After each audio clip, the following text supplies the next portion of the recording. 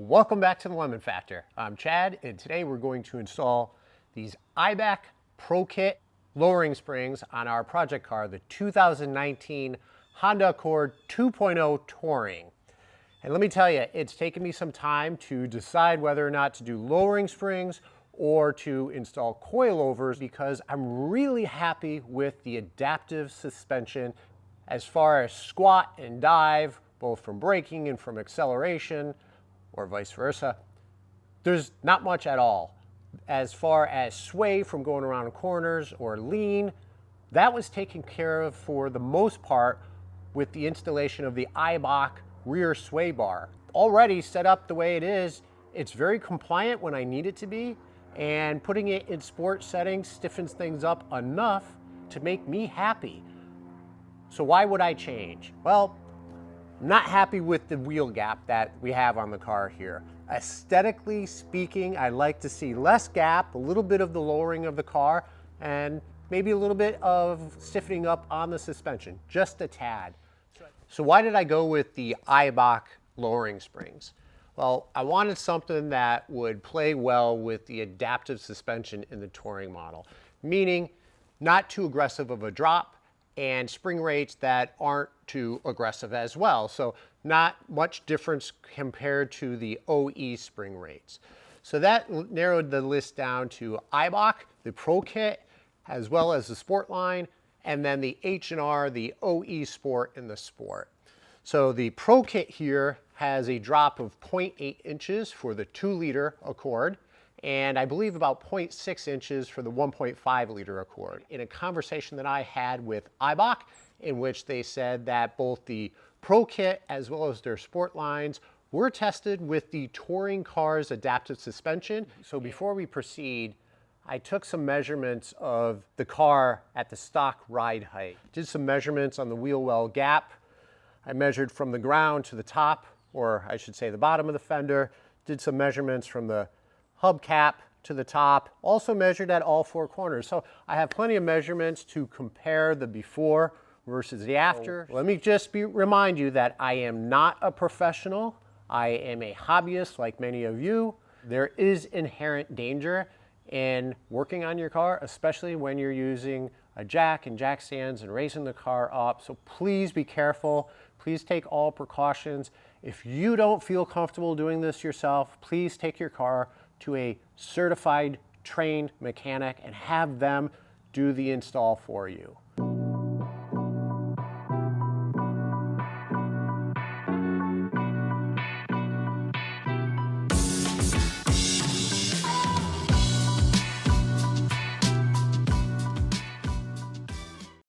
Before we proceed, please don't forget to subscribe, turn on notifications, and like and share.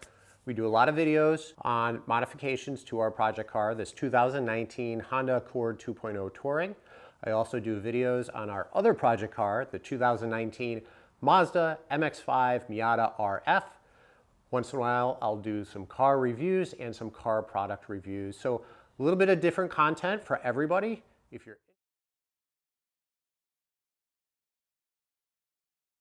Right here is our shock assembly. And we have our shock, and up top we have our spring. We want to remove the entire shock assembly, and then we're going to remove the OE spring and replace it with one of our Eibach Pro Kit springs.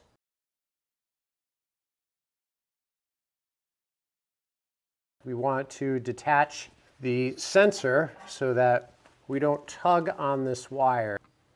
So this should just pop out. Actually, that was pretty easy.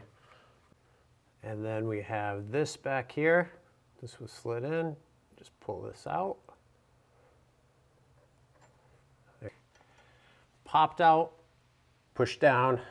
I had to do it off camera here, and it slides right out. Detach this piece.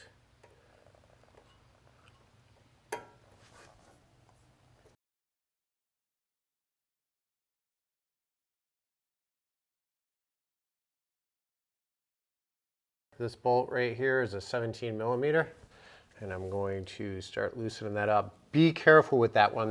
This bolt you don't want to cross thread, so be careful breaking it loose and then removing it. What I am going to do is I'm going to support the weight of the brake, the hub here, by putting the jack underneath this, and I'll jack this up, I'll hold this so that when I'm removing that bolt, it's not going to then put the pressure on the bolt and start cross-threading the bolt. So don't forget to do this, because as you back it up, at some point when it's halfway out, this is going to start pinching it and you'll have a horrible time trying to remove it. Give you a different angle on this.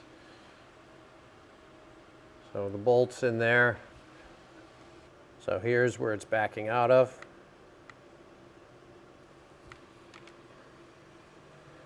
And here's where it's coming from. And there is your bolt. We now have these 3 bolts that are 14 millimeters, and I am going to back out 2 of them and carefully back out the 3rd. Remember, the shock assembly is supported by the jack, so it's not going to fall. But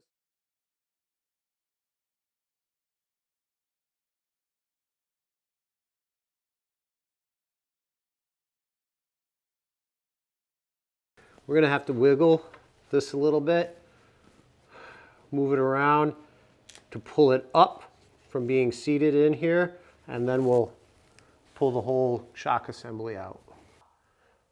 So it was still holding the strut into place. And then I had to twist and twist this out. You can see how much of it sits recessed. It's actually more than I thought. Then as you wiggle it, stop wiggling the assembly and instead wiggle the hub. And when I moved it sharply to the right, it was able to disconnect itself from this. So I am going to now fully remove this. I'll undo the nuts up top so it can drop down. I will pull it out and we'll take a look at the entire assembly.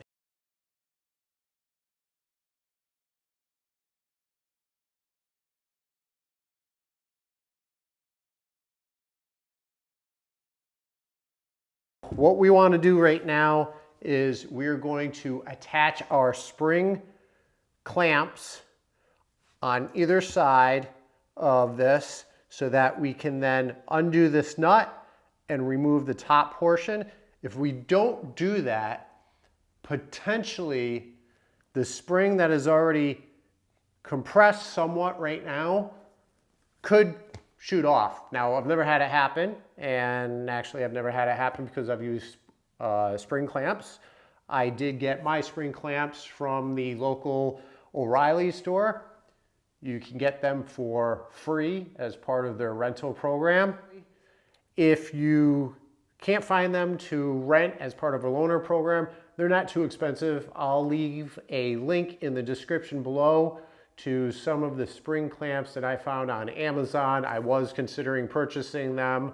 They're only about $25, $30. So make sure you have a set. So here are our spring clamps. You'll put one on either side. The coils of the spring go in here. You just pull on the pin to open it up. Push it back into place for safety reasons.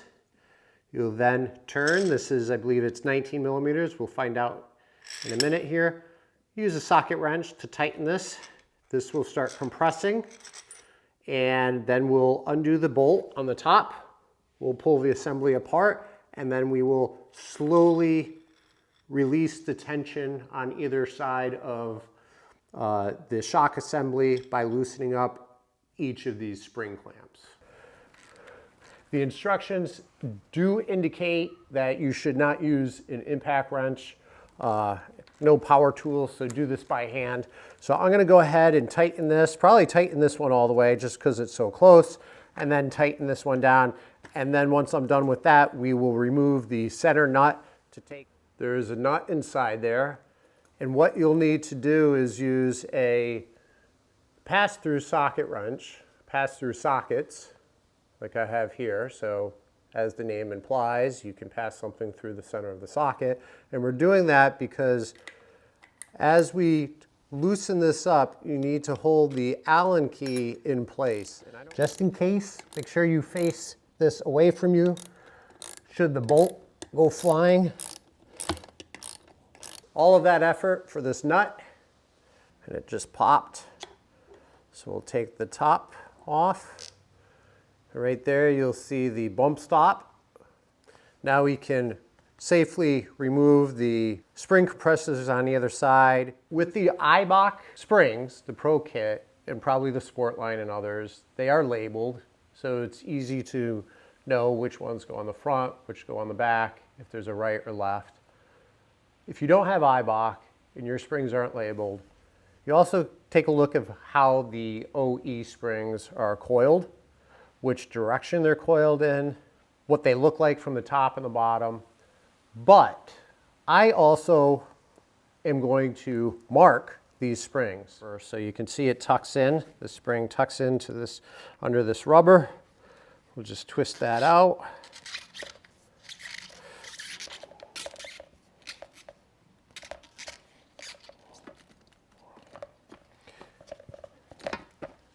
Remove the spring.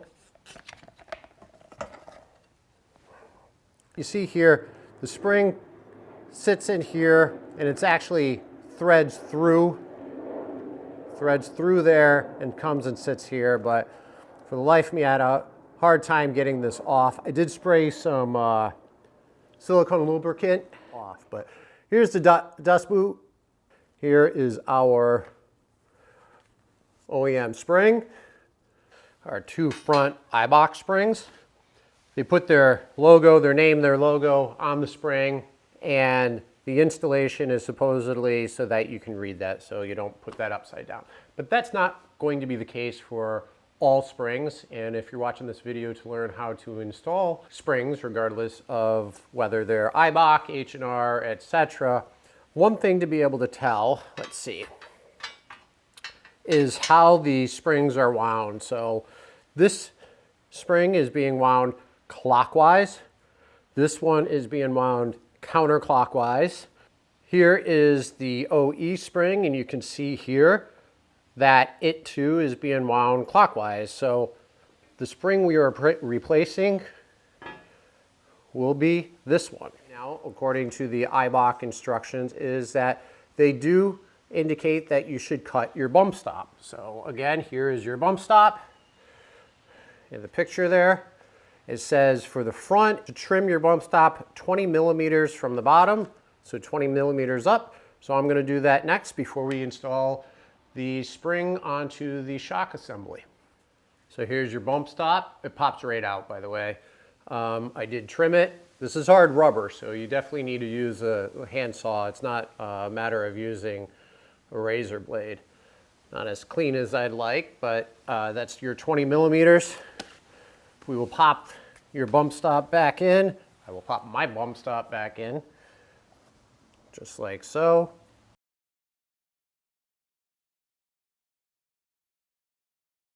And you can see here, there's a nice channel, a nice groove that you can follow. Spring goes in here, loops underneath here, and stops right about there. Just twist it through. And it's going to stop right here at this bump. So easy enough. Put the dust boot in there. And we're going to have to do the same at the top. You just wind that through this piece, twist it through, and it's going to stop right there. Now you put your top, I think it's a top hat. Can we call it a top hat? Is this the top hat? Top mount, top hat, whatever. Put that through the top.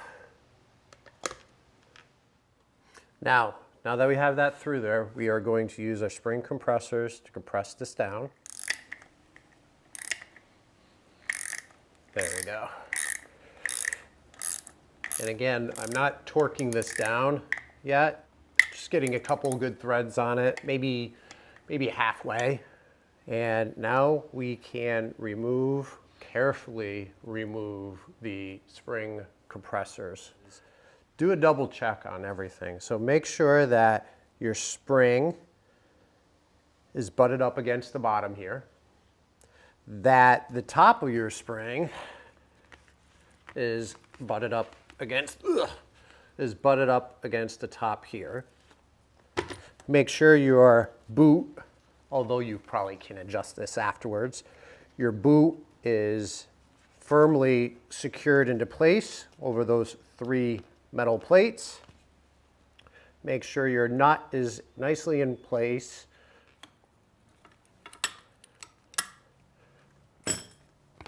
Now we could put this back on the car.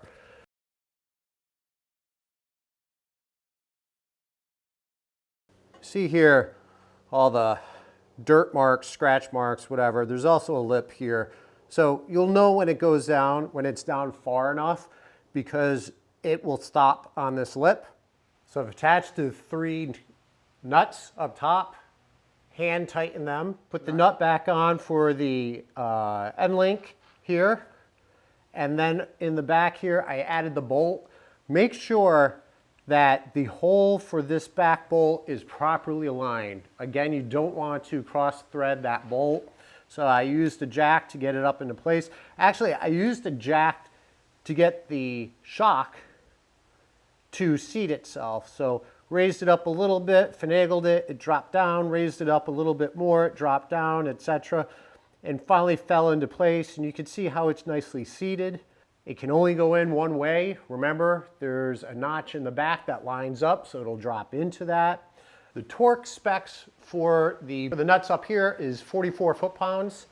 The torque spec for the end link here is 44 foot-pounds, and the spec for the one in the back is 61 foot-pounds. Now, caveat and disclaimer for this. Usually when I do this, I am able to validate, verify the torque specs with Honda.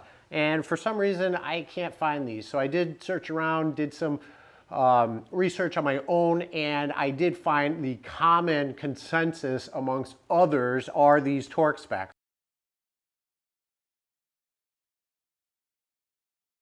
We have this grommet up top. Just slide that into place. We have one in the back here. So again, there's little grooves that slides right into place. I know it's hard for you to see from that angle, but once you get down here, you'll be able to feel this yourself. And this one goes in this hole. There you go, satisfying snap. You got this one, pops into here. There you go, so you had this, 2 grommets in the back. That pops right in here. Line that properly. And slide that over.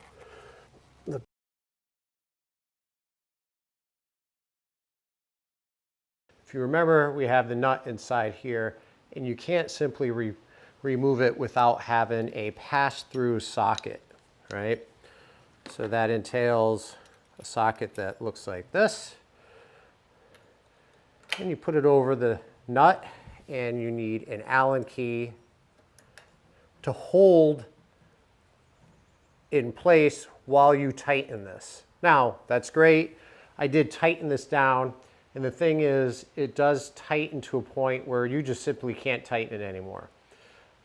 It also tightened down so that it is showing the same amount of threads as when we started. So I did count the threads. We're in good shape. This is in the same spot as before we started the install.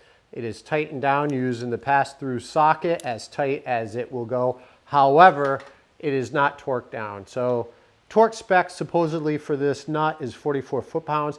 I do not have the tools to be able to torque this down. I have a torque wrench, sure, but not a torque wrench that has a pass-through so I can torque this down appropriately.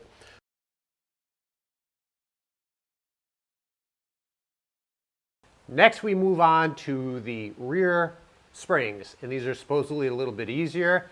Here's what we're going to do. They're not attached to the shocks, so it's a matter of taking out the OE springs and replacing them with the Eibach Pro kits. What we're going to do is support the control arm with the jack. We then are going to remove 2 bolts, one 17mm bolt, and the other one is for the rear sway bar end link. That way we'll be able to lower the arm Lowering the arm will allow us to pull out the existing OE spring and swap it in with the new one. Here, I put my jack in place to support this. The bolt we're going to be removing is right here. It's a 17mm bolt.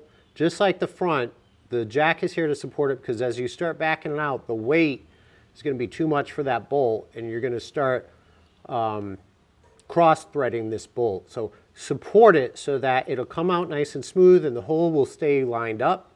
The bolt over to the right, we're also going to remove this bolt here that is attached to the end link, which is attached to the sway bar. There we go. The spring compressor. Here's the top part. This is the bolt that you tighten. It's behind here.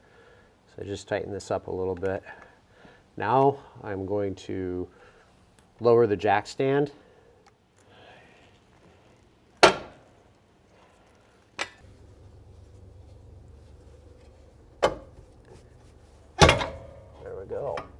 There we go. So we have our spring.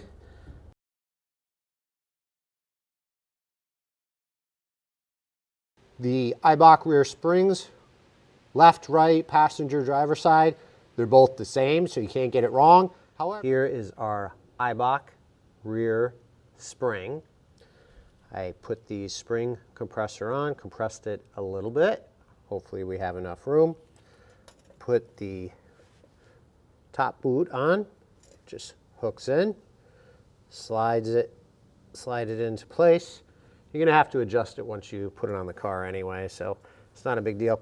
Now, this bottom boot here, just wanna show you, same thing, slides in, slides into place. However, I'm gonna take this boot off and I'm gonna put this where it's supposed to go on the car, and then I'm gonna place the spring on top of this and then twist it in place. What's nice is it here has this little nub. So when you place it into that control arm, there's only one hole. So that falls into the hole. So you know you have it in place. I'll put the spring on top. I'll twist it into place. This top portion simply has a nice big hole and it has a protrusion under there. So that protrusion sits in the hole. So we'll get that down, put the bottom in first, twist it, make sure the top's in the hole. I will then jack up the arm to make sure those two holes are lined up nicely so we don't cross thread when we put the bolts in. We'll put the bolts in and we're done.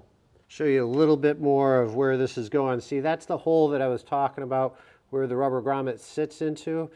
Top of the spring, that hole goes right in here. So easy enough, that rubber piece sits right in here.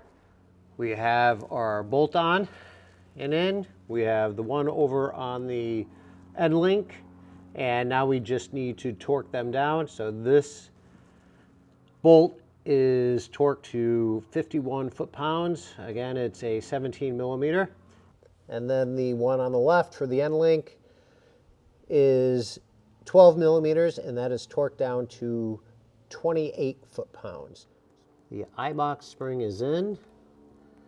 Like I said, the top boot sits right in the top there.